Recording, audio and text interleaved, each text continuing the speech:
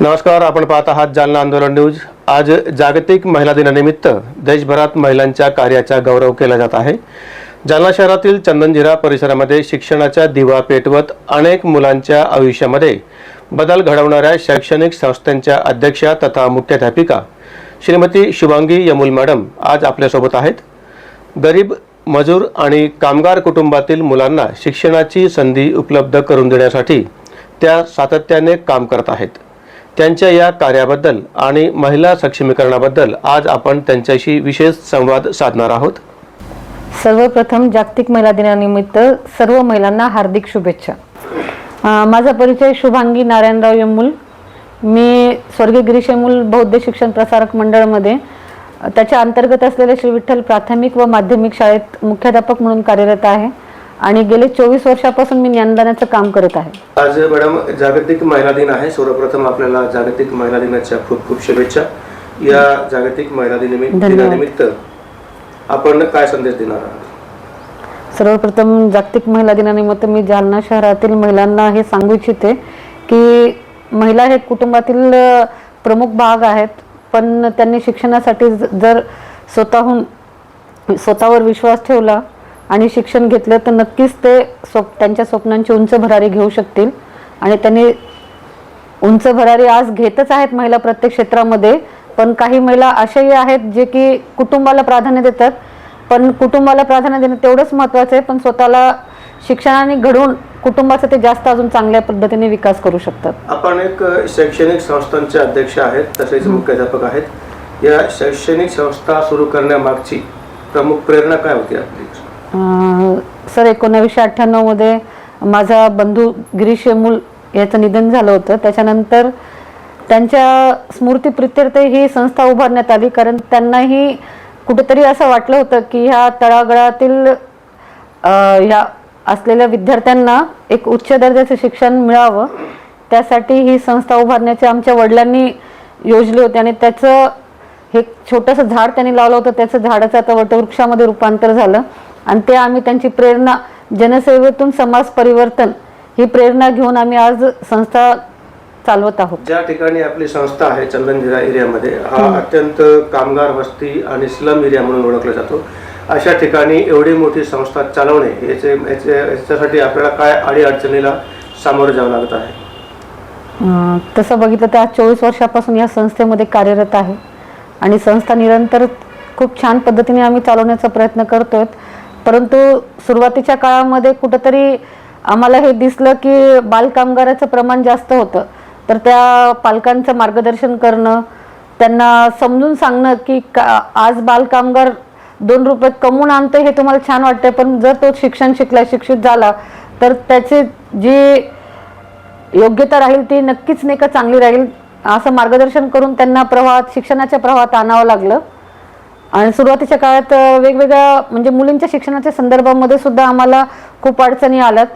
मुलींना शिकवण्यासाठी कुठेतरी पालक अग्रेसर नव्हते, पण आज परिस्थिती बदललेली आहे। मुलींनाही तेवढंच इक्वल दर्जाचं शिक्षण देण्यासाठी पालक उत्सुक आहेत।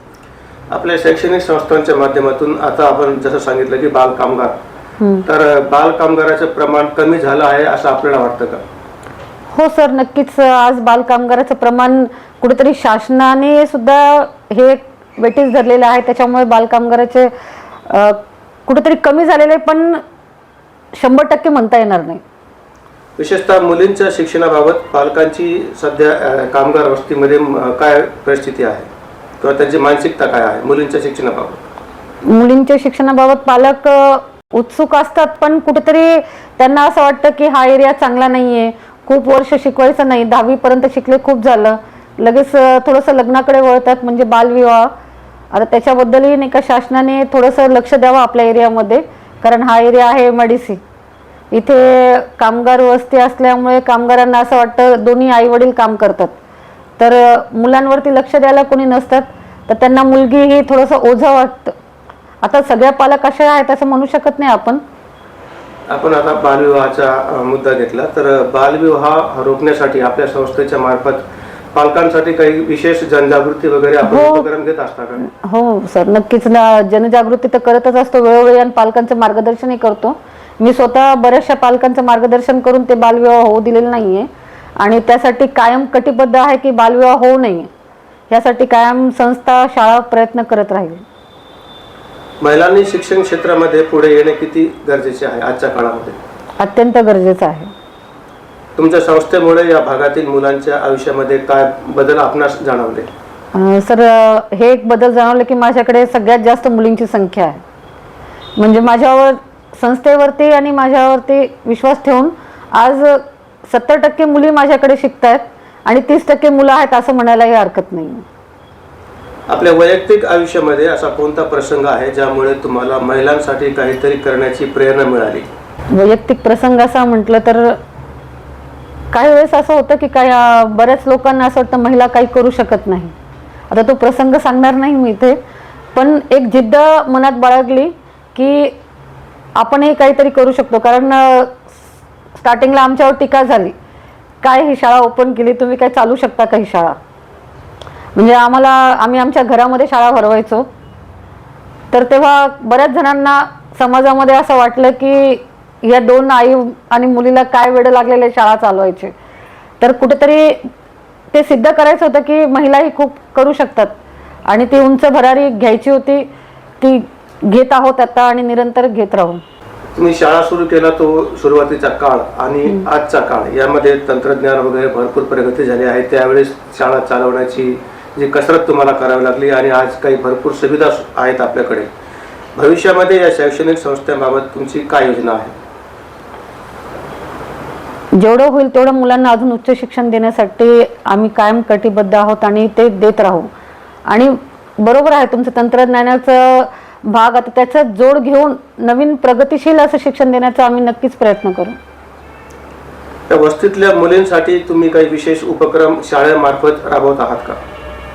विविध उपक्रम आहेत सर शाळेच्या माध्यमातून, जे विद्यार्थ्यांना आम्ही प्रत्येक कुठेही सांस्कृतिक कार्यक्रम असो, स्पोर्ट्स असो, महिला वर्ग हे कायम आमच्या शाळेतील विद्यार्थिनी हे पुढे राहतात. आत्ताच रिसेंट रोटरी रेनबोच्या अंतर्गत स्पोर्ट इव्हेंट झाला होता. त्याच्यामध्ये आमच्या शाळेच्या कबड्डीचे विद्यार्थिनी प्रथम क्रमांकाने तिथे पुरस्कृत झालेले आहेत आणि एवढ्या स्लम एरियामधले विद्यार्थी टॉपच्या शाळांच्या सोबत त्यांनी जी स्पर्धा जिंकली, मुली पण आणि मुलंही, तर कमीत कमी आम्हाला 6 ट्रॉफ्या विविध स्पर्धेमध्ये, जसं खो खो आहे, व्हॉलीबॉल आहे, कबड्डी आहे, अशा विविध स्पर्धेमध्ये आम्हाला मुली आणि मुलं दोन्ही पारंगत ठरलेत. आजच्या या विशेष दिनानिमित्त जिल्ह्याभरातील महिलांसाठी तुमचा प्रेरणादायी संदेश काय असणार आहे? महिला ही कुटुंबाची आणि समाजाची खरी शक्ती आहे.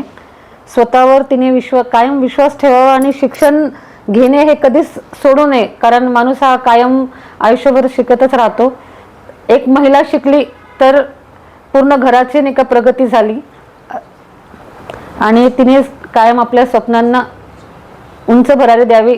ती प्रगत झाली तर पूर्ण समाजाचाही विकास होईल आणि समाजाची नक्कीच नाही का खूप प्रगती होईल. आज जागतिक महिला दिनानिमित्त चंदनझिरा या वस्तीमध्ये शिक्षणाची ज्योत पेटवत अनेक मुलांचे भविष्य घडवणाऱ्या स्वर्गीय गिरीश यमुल बहुउद्देशीय शिक्षण प्रसारक मंडळ या संस्थेच्या अध्यक्षा तथा श्री विठ्ठल प्राथमिक व माध्यमिक शाळांच्या मुख्याध्यापिका श्रीमती शुभांगी यमुल मॅडम यांच्या कार्याबद्दल आपण जाणून घेतले आहे. समाजामध्ये सकारात्मक बदल घडवण्यासाठी महिलांची भूमिका किती महत्त्वाची आहे हे त्यांच्या कार्यातून दिसून येत आहे. जागतिक महिला दिनाच्या निमित्ताने अशा प्रेरणादायी तमाम महिलांना आपण सलाम करत आहोत.